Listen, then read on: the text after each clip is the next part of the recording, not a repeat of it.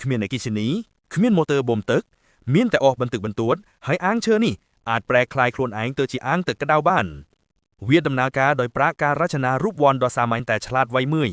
បំពង់ដែកត្រូវបានរុំជាវង់ហើយអស់ត្រូវបានដាក់គ័រនៅចំកណ្ដាលនៅពេលអ្នកដុតវាអណ្ដាតភ្លើងនឹងកម្ដៅវង់បំពង់ដែលបន្ទាប់មកផ្ទេរកម្ដៅទៅទឹកចុងទាំងពីរនៃវង់បំពង់ស្ថិតនៅកម្ពស់ខុសគ្នាដោយភ្ជាប់ទៅផ្នែកខាងលើនិងខាងក្រោមនៃអាងទឹកត្រជាក់លិចចុះហើយចូលពីខាងក្រោមបន្ទាប់មកឡើងកម្ដៅហើយคล้ายជាស្រាលជាងរួចហូរត្រឡប់ចូលក្នុងអាងពីខាងលើ